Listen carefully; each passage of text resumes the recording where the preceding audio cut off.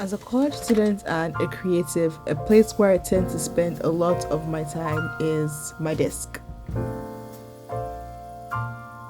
And over time, I've made a lot of changes to improve my productivity and workflow in this space.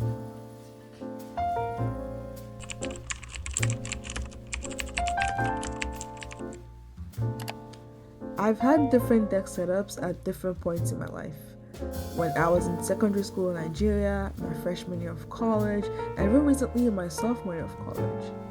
While these setups have served me, they've also had issues in one way or the other with organization and space, and overall, I've always wanted to design a setup that not only serves me but improves my quality of life.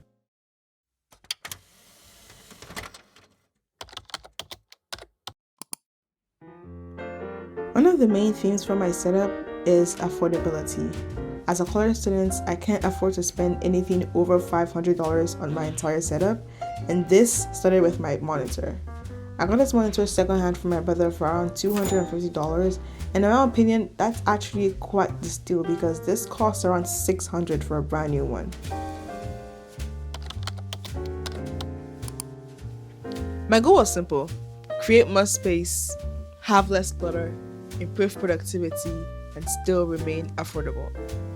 Making a desk setup is no easy feat. Accessories are expensive, devices are expensive, there's so many things to choose. So one thing I did to make my life much more easier was to do this over a very long period of time.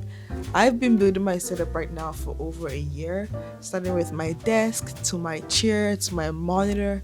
I didn't do things all at once because I wanted enough time to think about how I wanted my space to look and feel.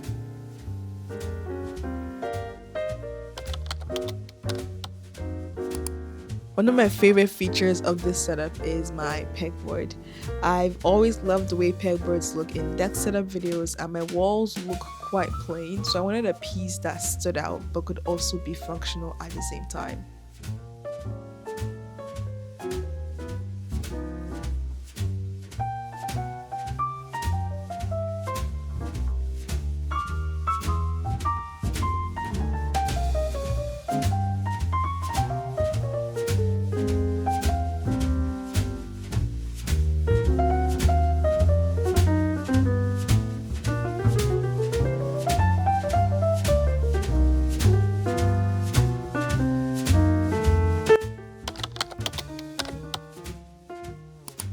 And of course, the most important part, the lighting. Over time, I've learned that lighting is one of the key parts of my setup for me, and I personally love warm lights compared to cooler lights.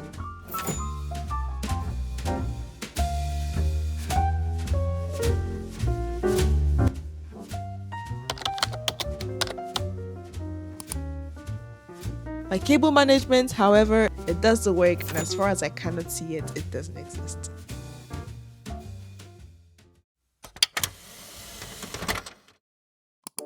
So let's get into the actual desk tour, starting with the monitor.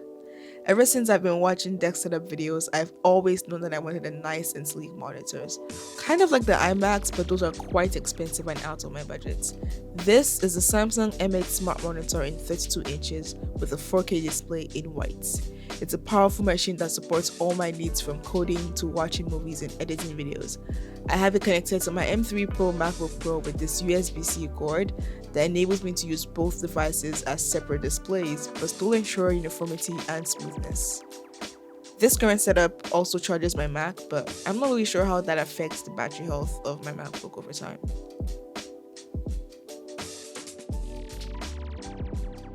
Speaking of my MacBook, this is the first real laptop I've ever gotten.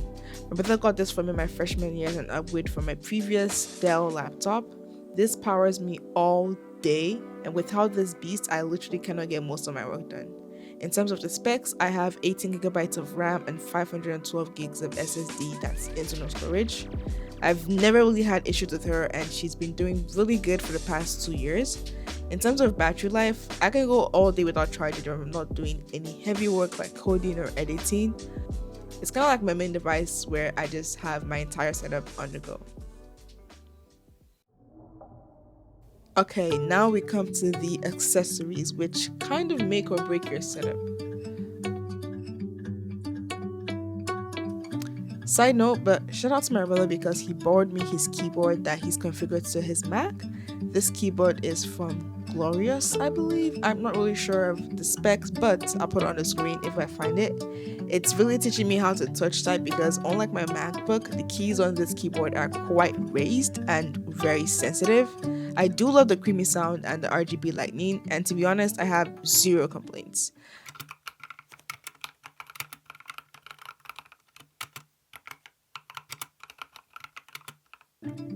For my mouse, I'm using the Apple Magic Mount. Now, this is obviously not the most ergonomic or the most affordable on the market, but I did get it for free from my brother.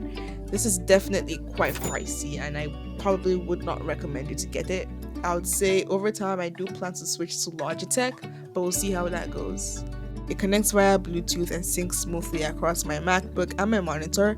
I do have to charge it though, but it lasts at least 2 to 3 weeks from a full charge. And to be honest, any $20-$30 mouse would be good for a setup. You don't need to buy anything too expensive, but I just like this because I can use it kind of as a trackpad because I have the trackpad features, and also Apple trackpads are quite expensive. Side note, but again, I think my brother should be one of the key sponsors of this video because he gave me his old laptop stand as a bonus for purchasing his old computer. Honestly, once again, I have zero complaints because it was free. Does the work, keeps my laptop docked, and I also use the underground space to store my Bible and my devotional journal, so follows my theme of less clutter on my desk.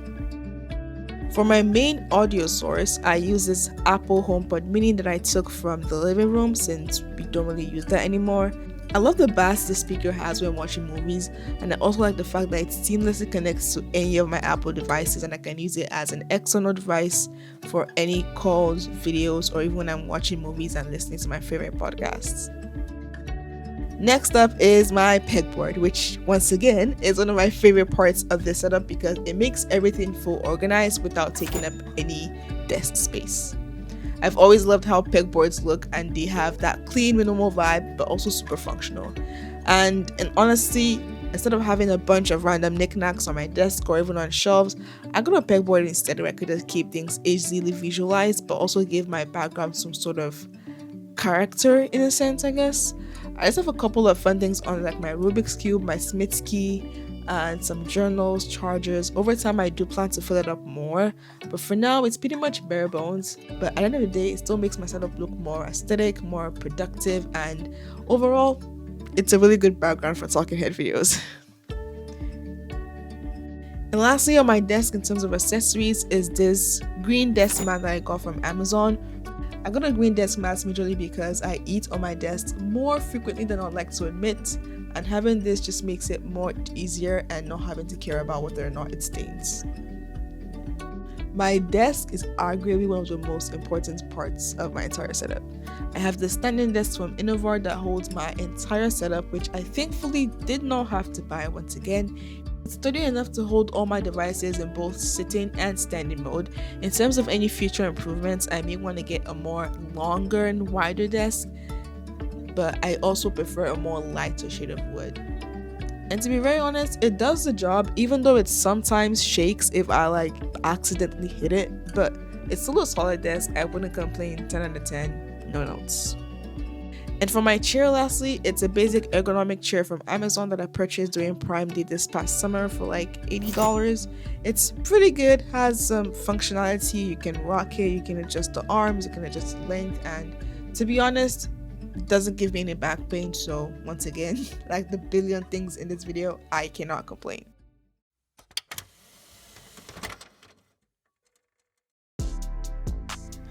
Overall, I want my desk to be a space that supports me as a person.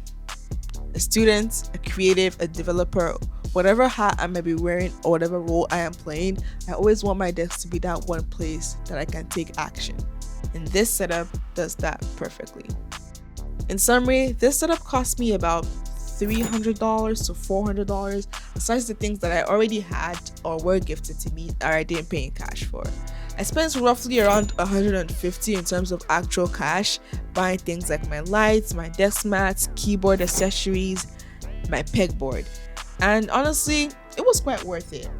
If I did buy all these things from scratch, I probably would have spent nearly $1,000. So, which is why I said, once again, building a desk setup has to be something that you do over a long period of time if you can't really afford to buy a lot of accessories at once.